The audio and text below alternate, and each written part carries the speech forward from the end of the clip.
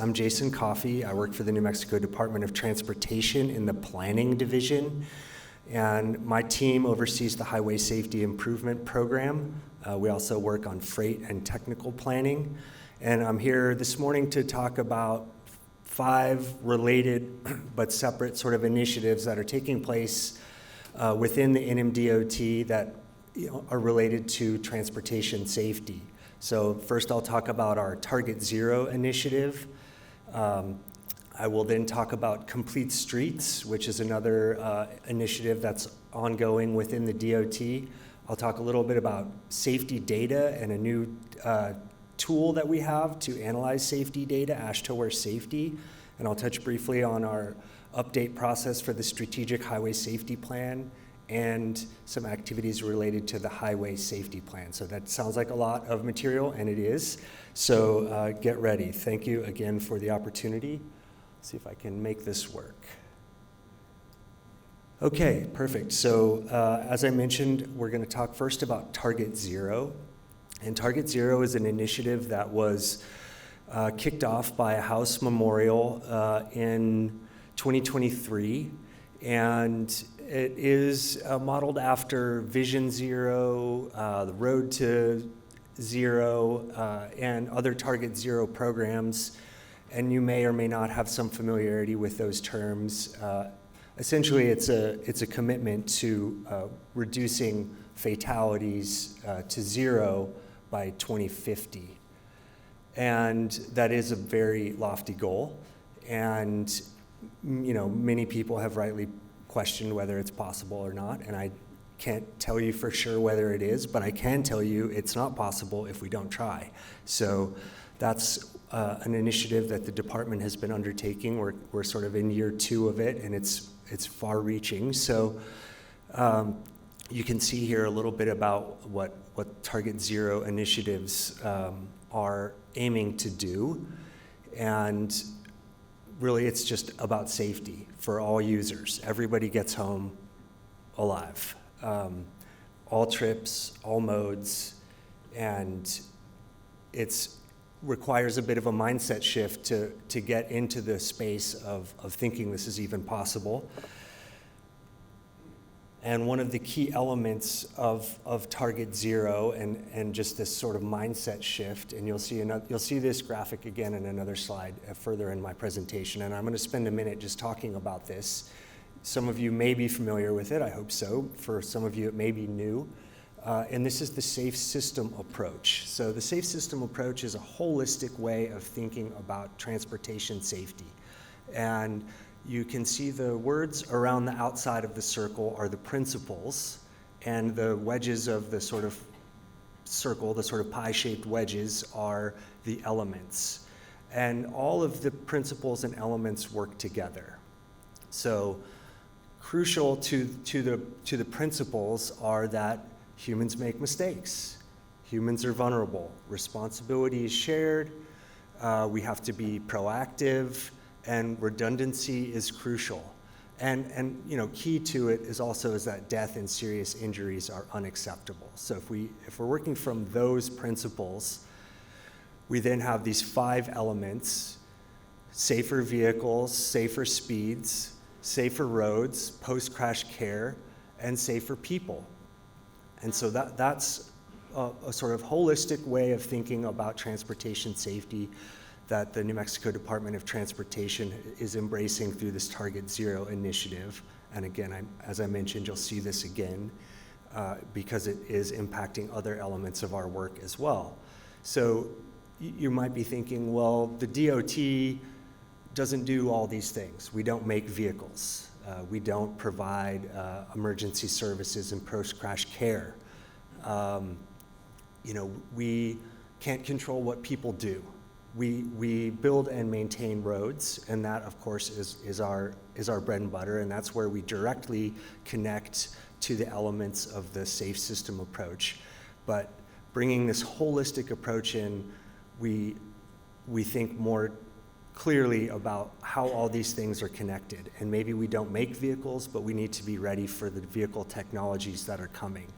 We don't provide post-crash care, but we know that the difference between a serious injury and a fatality is dependent on timely and the appropriate level of care.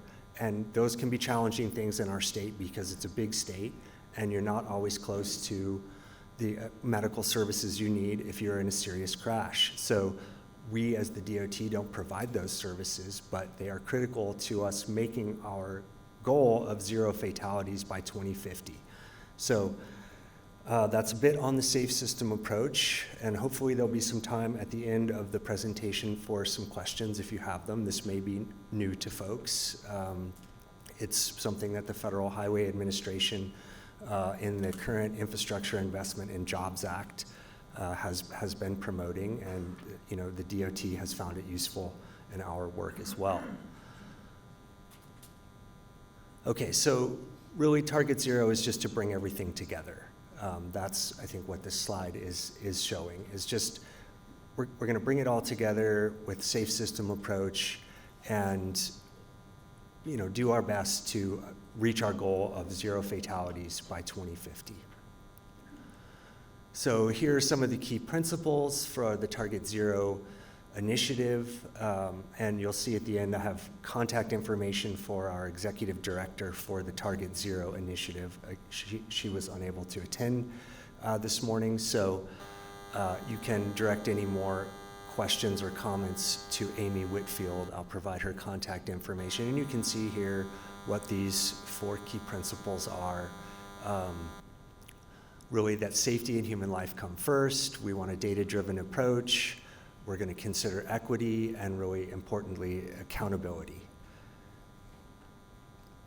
Okay, and here we go. Here is Amy Whitfield, the Special Director for the NMDOT's Target Zero initiative. Here is her contact information. And there's information about the upcoming Safety Summit, Transportation Safety Summit, September 16th and 17th. It's going to be in Albuquerque, New Mexico. There is no fee to register, but there are limited spots available. So if you're interested, please register as soon as you can. Okay, so that's the Target Zero initiative. And now I'm going to shift gears a little and talk about Complete Streets. Okay, so again, Complete Streets is another sort of high-level concept, sort of mindset shift about how to think about the transportation network. And it's related to Target Zero in that way. So, traditionally, the DOT, we build roads, we build bridges, we maintain those. The safe and efficient transportation system is our mission. That's why we exist. And the Complete Streets, it's not an initiative specifically, but the sort of Complete Streets work we're doing recognizes that the scope of our work is broader than just roads and bridges. We also provide other transportation services for other modes, and really as all those things come together, that's where we have our opportunity to make the biggest impact in improving safety. Okay, so this is just one graphic to highlight the need for these approaches, and this is specifically related to pedestrian safety. So New Mexico has consistently been the highest state in the nation for pedestrian fatality rate, and that's a per capita, per 100,000 rate. You can see this graphic here is from 2022 data, so a bit dated. We are, in fact, still the #1 state in the nation for pedestrian fatality rate, and that is not something we want to be #1 in. And so this Target Zero work that I spoke about and this Complete Streets work that we're taking on, this is one of the reasons why. There are many reasons why, and those all relate to safety, but this is just one data point that tells us there are opportunities to improve safety outcomes in our state. And so you may think Complete Streets sounds like an urban thing. It doesn't apply in rural places. Why are we thinking about this? And we are not approaching it as a prescriptive set of design standards, thou shalt do this in these places. This is thinking about all of the users of the roadway system and making sure that we are doing our best to accommodate them. So that is going to look different in different places based on the context. And that really is the key. We're not saying every road must have sidewalks, every road has a bike lane. That wouldn't make any sense. We have limited dollars, and we need to think carefully about those dollars, and this connects back to our Target Zero work and a data-driven approach. We need data-informed decisions so we get the maximum value for the dollars that we actually have. And so that's really what Complete Streets helps us to do, is think about what are all the needs of all the users in any context at location.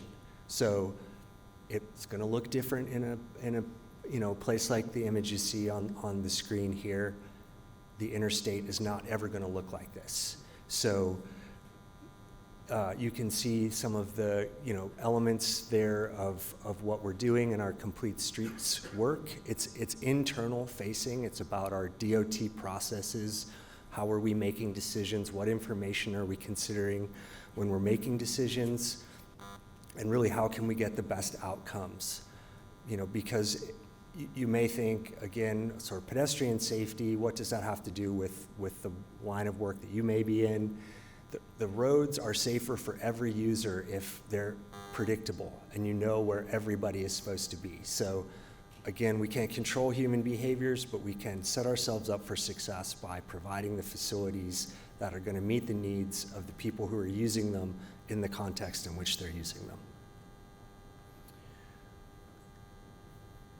Okay, so that is a little bit about our Complete Streets strategic plan. Again, that's an internal facing document that's looking at our processes and procedures to see where we have opportunities to improve them, to make sure that we really are getting the most value for the money that we have available when we're making decisions about infrastructure.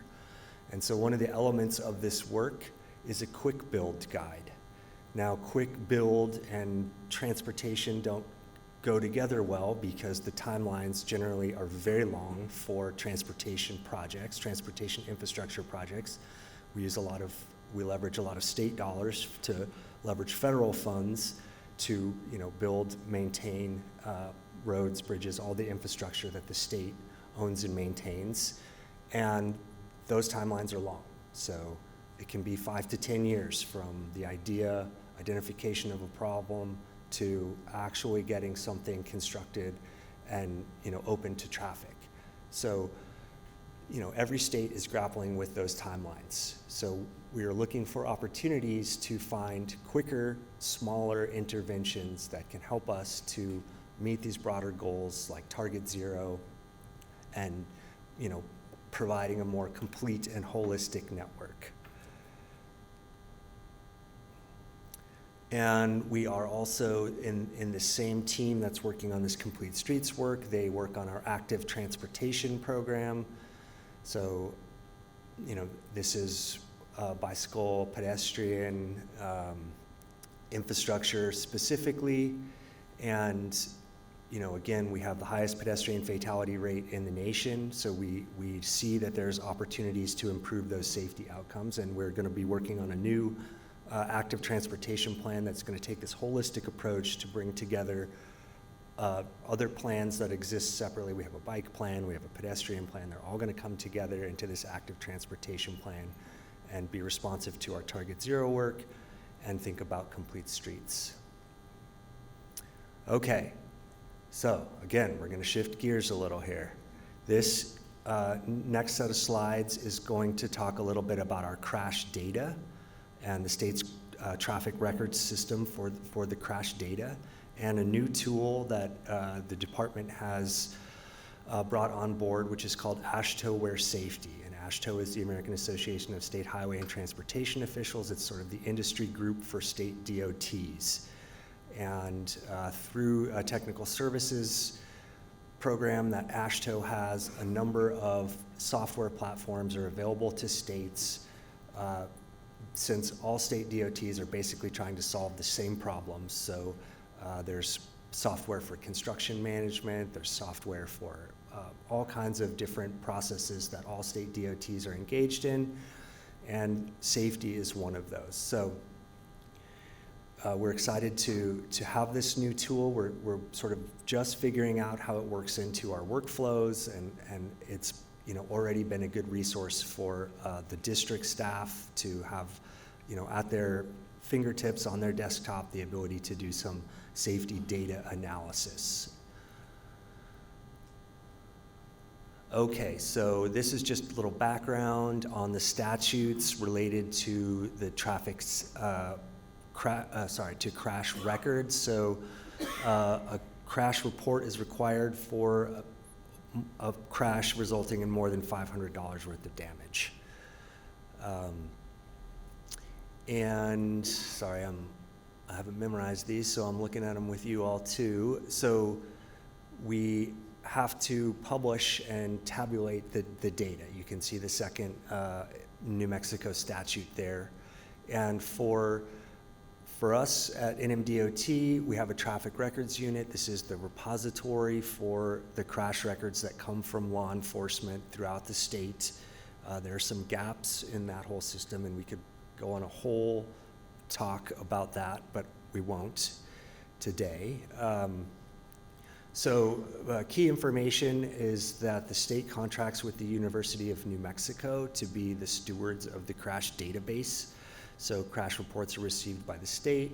They're transmitted to the UNM Geospatial and Population Studies Traffic Records Unit, and they process the data and then house it in a repository, a database, and they do publish some dashboards that use the data. There's a pedestrian dashboard, a pedal cyclist, or what a bicycle is categorized as on the Uniform Crash Report, which is where this data, the crash data, comes from. And it's also used in our DWI prevention work. Okay, so let me just get to the next slide here. Thank you. Oh, too far. Okay, so this is the roadway safety management process, or the highway safety management process. And this comes from the Highway Safety Manual that is published by the AASHTO, the American Association of State Highway and Transportation Officials. And the Highway Safety Manual has quite a few sections, but one of the sections deals with this roadway safety management process. And so it outlines a process that each state is attempting to follow, by which you identify locations for potential safety improvements, and that's called network screening. Then you do diagnosis, which is, the network screening gets you only so far, like says there may be the opportunity to improve safety in a specific location, but then you have to do more investigating, the diagnostics, to really understand the location in question. Is there an opportunity to improve safety? You could think of a roadway section at the top of a mountain pass. There may be a lot of crashes there. There may be limited opportunities to change the roadway profile significantly. So you may not want to invest a lot of money there. You may make sure you have all the delineation, signs, warnings, curves, lighting, all those things. But of course, in a situation like that at the top of a mountain pass, there's some responsibility on the driver to navigate the roadway safely. But you may, through network screening, identify a location where you see an opportunity to make some improvements. We could change the radius of a curve. We could, add materials, change the materials. We could add lighting, things like that. So that's in the diagnostics. Then you identify the proper countermeasures, and a countermeasure is just something you're going to build or install. So then you see, does it make economic sense? Is this a good investment? Then you need to, do some prioritization. Okay, we've identified a location. It seems to make sense. Is this a priority above other priorities that we already have in the pipeline? Where does this fit in? And then once you've done all that, you want to do an evaluation. Was it effective? So this is thinking through the entire cycle of the project process. So you could think we're identifying a problem, we're figuring out what we should do with it, we've done a project, was it successful, did it work? And so it's in a list format here, but it's often shown as a circular cycle. It just begins again. You're never done with this process. And so to help us with this process, as I mentioned, we've brought on AASHTO Safety. So a software platform provided through the AASHTO Technical Services Group. You can see many states are using it. More states are onboarding each year. It provides a really good resource. As you can see in our region, a number of states are using it. Arizona's in the process of onboarding with AASHTO Safety now. So it's been tried and tested by our peer DOTs, and it provides a lot of value. Okay, so here are the basic modules within the AASHTO Safety tool itself. And so you can think of this as a web-based sort of map interface. You log in, and basically you see a map of the state. And one of its main functions is the crash query. So this allows you to see in sort of a temporal spatial format, see the crash data that's in the crash database that UNM maintains. So everybody can request crash data from the state's traffic record system. When you get that data, it's an Excel spreadsheet. It can have thousands of rows. It takes some wrangling to get information out of that data, and it's, in my opinion, a lot easier to look at that data on a map. Where were these crashes? Where did they happen? When did they happen? And you can look at the crashes, you can query them by a whole bunch of different metrics, and you can start to see patterns, or again, work through that roadway safety management process, like we're trying to identify issues. It'll also do safety analysis. These are the 4 modules that we have within our instance of AASHTO Safety. The safety analysis helps to do cost-benefit ratios, which is really super helpful in that sort of economic appraisal part. Like, is this a good project? Does this project make sense from a benefit cost ratio? You can see the crash modification factors. So these are statistical values based directly related to countermeasures. So street lighting, for instance, has a crash modification factor. And that crash modification factor gives you a sense of what percentage you should see in reduction in crashes could be addressed from lighting. So there's a crash modification factors clearinghouse, and there are thousands of crash modification factors. So having a tool that helps you sort of identify the best crash modification factors for the problem you are trying to solve is super helpful. It also can generate reports. Of course, we're in an environment where reports are really valuable. We're reporting out to legislative staff, back to the federal government, internally to our districts. How are we doing? And the network screening. So this is, again, all part of that roadway safety management process.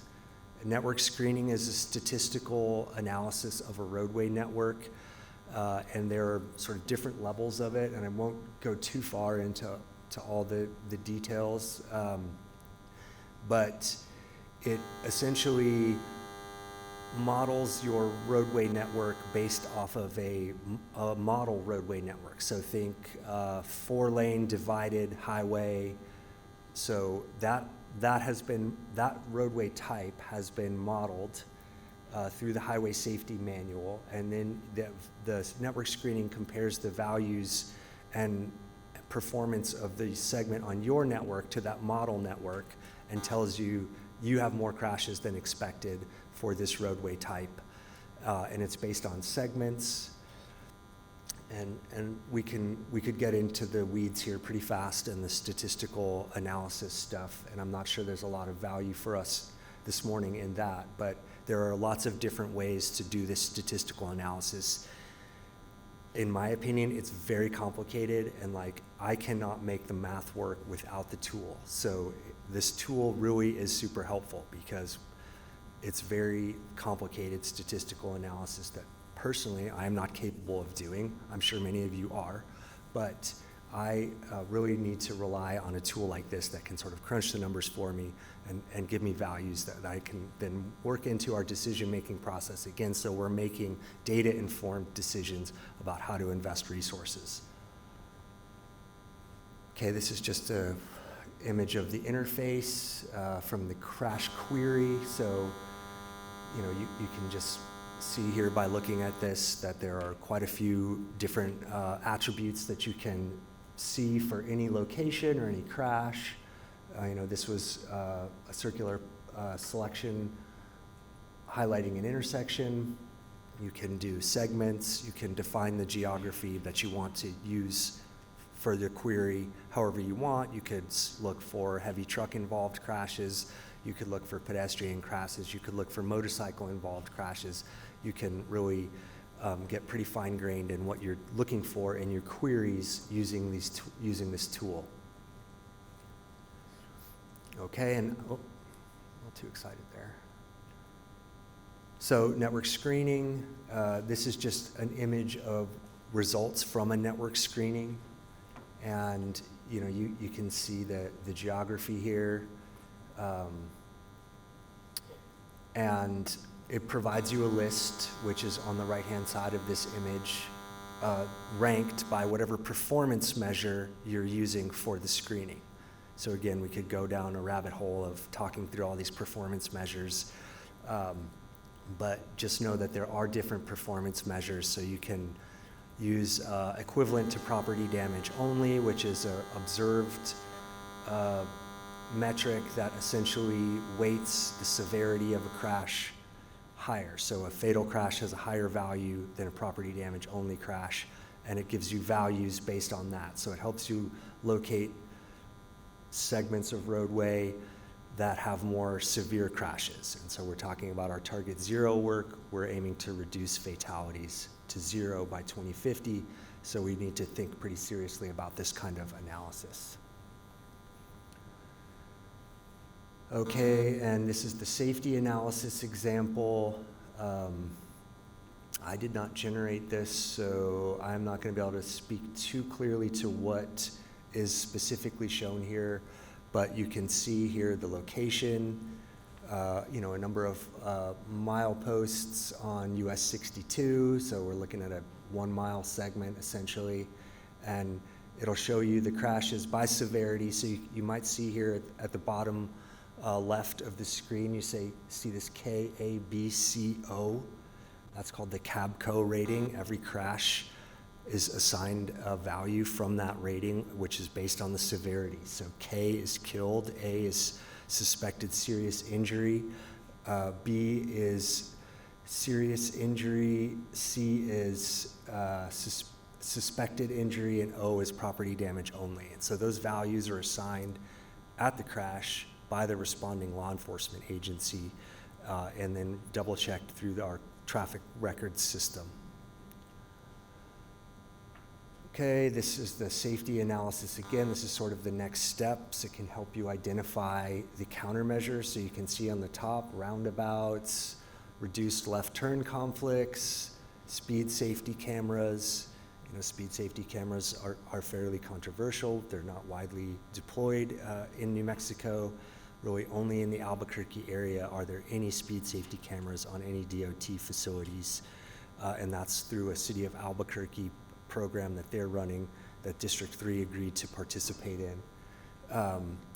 But you can see here that it gets into the cost-benefit analysis and is just a very helpful tool. So that's a bit about our new AASHTO safety tool and a little bit about the roadway safety management process. So I'm going to shift gears again. So we talked about sort of the high-level mindset shift work we're doing related to Target Zero, to complete streets, sort of how do we think about the roadway network holistically? You know, if we want to get different outcomes than we have been getting in terms of safety, it stands to reason that we might need to do a few things differently. So thinking through our processes, what are we prioritizing, and how can we really be the most effective with the dollars, the limited resources that we have. That's really what all that was about. That Ash-to-Wear safety tool is just a tool that we've added to our tool belt to help us do this work. And we're also working on a couple of required planning products, and I'm going to talk about one of those now, which is the Strategic Highway Safety Plan. So I mentioned at the top that my team works and manages the Highway Safety Improvement Program. And so the Strategic Highway Safety Plan is a required product of the Highway Safety Improvement Program. And this is a program through the Federal Highway Administration that has formula funds.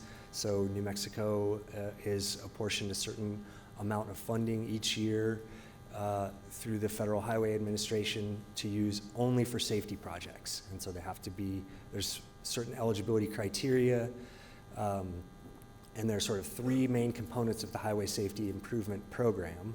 So it gets confusing because the Highway Safety Improvement Program is a program of projects, but it is also a specific type of funding.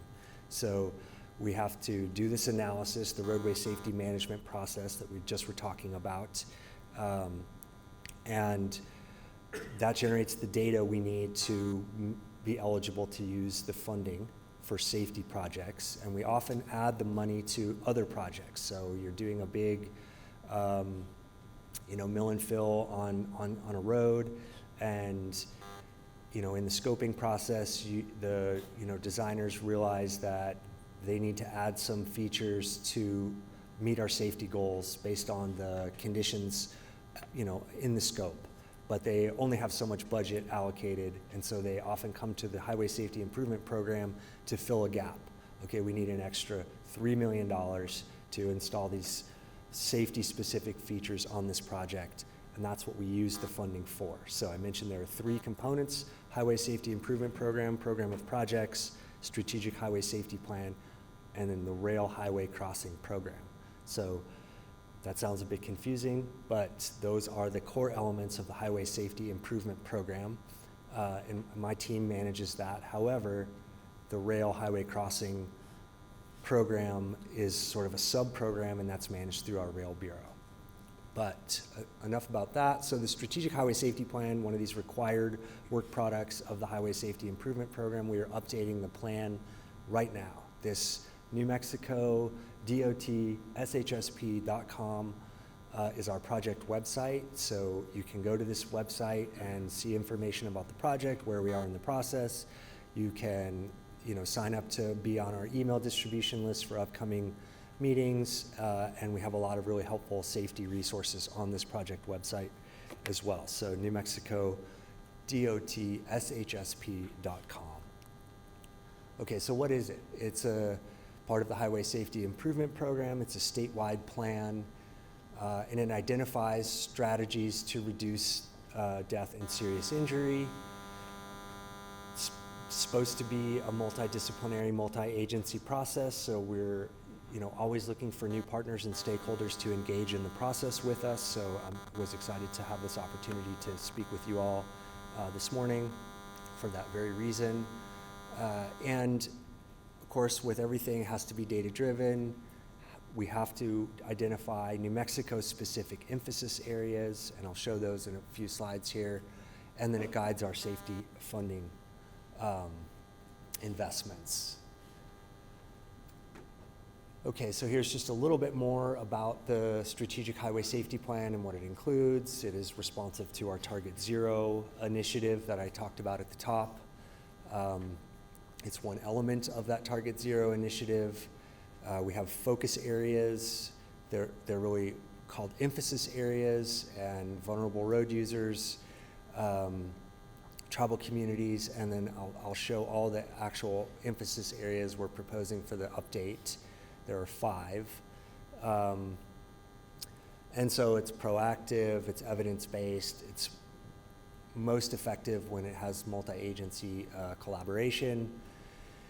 And again, we're developing, it's going to help develop the countermeasures, policies, programs, it's data-driven and performance-based. Okay, this is back. So the safe system approach that I talked about in our Target Zero work, this is fundamental to our strategic highway safety plan as well. And I won't go into detail about the elements or the strategies because we've already done that, but just know that this is an important sort of holistic approach to thinking about safety, transportation safety. Okay, so this is a table showing our current 2021 Strategic Highway Safety Plan emphasis areas. There's actually one that's not on this chart, which is emergency medical services, because these 19 categories here can be, are directly related to the crash data that's in the Uniform Crash Report. So you can use the crash data to find statistics involving all these values here. So emergency medical services does not have a direct connection to the crash data, but I'm just letting you know that we actually have 20 emphasis areas in our current 2021 Strategic Highway Safety Plan. The plan is a 5-year plan, so every 5 years it has to be updated. So we are updating it now to be in compliance with those requirements, and the new plan is going to take all those emphasis areas and put them into these 5 categories. So, you know, when everything is a priority, nothing is a priority. So this is going to help us focus. You know, all those data elements are still included in these categories, but when you look at the data, you can see that human behaviors, when they're defined, you know, in these data categories as impaired driving, distracted driving, fatigued, speeding and aggressive driving, no use of safety restraint, older drivers, younger drivers, those are the data categories that are going into our human behaviors emphasis area. But human behaviors, those data categories, are a factor in 94% of the fatalities in the plan horizon. So there's 5 years of crash data here from 23 to 2019. So these are not mutually exclusive. So you can think of one crash could touch on all of these categories. But these categories stand out in the data, and we think they're important to focus our safety work on in the next 5 years. So this is not a long-range plan. This is a immediate, what are we going to do in the next 5 years? How are we going to focus our work? These are the emphasis areas we're proposing. Okay, and I'm into my last segment here. Thank you for your attention this morning. I appreciate the opportunity to be here. So I talked about the Strategic Highway Safety Plan. Well, this is the Highway Safety Plan. So the Strategic Highway Safety Plan is responsive to the Federal Highway Administration rules and regulations. The Highway Safety Plan is NHTSA, the National Highway Traffic Safety Administration, and this is a plan that's responsive to them, and who makes up these names and why they're so similar is a mystery to me. But this is a different plan that is responsive to a different part of the federal government's safety, program, and is managed by our Traffic Safety Division. And I just have a couple slides here that were provided to me. So the Traffic Safety Division is gearing up for the next, so their plan is a 3-year cycle. The plan under my group, the Strategic Highway Safety Plan, is a 5-year cycle. And so it's awkward coordinating between these different cycles, but we do our best. We are required to, under this Code of Federal Regulations, to do so. But so in any case, the Traffic Safety Division is getting ready to develop their next highway safety plan, and they're thinking about freight and trucking and other industries in this region specifically, but all across the state. Dust storms, of course, are a big issue in the southern part of the state. So this is one of the things that they want to work on, that they're looking for feedback on. They're wanting to develop materials to help communicate information to motorists, to whether they're commercial freight drivers or whomever, So the National Highway Traffic Safety Administration funding is mostly focused on behavioral campaigns and enforcement. So their focus is on social media buys, billboards, streaming music platform media buys, and signs at ports of entry. These are all things they're thinking about. They're working with ports of entry. New Mexico DOT runs the ports of entry. So they're trying to think through all the various dynamics involved with, folks who are coming in and going through the ports of entry, and what their needs are and what information they need to, complete their trips safely. And this contact information here is for Shannon, and she is the Traffic Safety Division Director. So if you have ideas, about how to get information to motorists, whether they're for your fleet or for any modes, any users, Shannon is a great person to contact. She'd love to talk to you and hear what your ideas are and see if we can incorporate those ideas into the work that we're doing for this highway safety plan. And believe it or not, that's it. So thank you very much. Oh, wow. Okay. And I would stand for any questions. Thank you very much. Thank you so much. Yeah, thank you. Thank you. You guys got time for a question or two for Jason? I tell you, the AASHTO system, and I asked him to really kind of focus on that some today. Those of you familiar on the state of Texas side with the CRIS system, raise your hand, Chris. Yeah, it's something that we've seen. Think about AASHTO as being the New Mexico version of CRIS. We're finally going to be able to do that. Jason, I have a quick question for you as it relates to the implementation of that around. I know we've been working with the University of New Mexico. They're on contract with NMDOT to coalesce all that data here in the state of New Mexico. How do you guys see moving through and implementing the AASHTO system so that we in industry out here can help get actionable data out of that system and into the hands of a lot of decision makers that are here today? Yeah, great question. Thank you. We're still figuring out all the details. We got through the implementation and setup phase, which was a considerable effort. The crash data has irregularities and it has to be integrated into the system, and we have to QA/QC it all and get to a place where we're comfortable with it. We're there now, and now our focus is how we can work the use of the tool into our internal workflows. So where does it add value to our process? And we are through that thinking about how can we get this data out to all our partners. So there may be in coming phases a more wider rollout of some of the tools.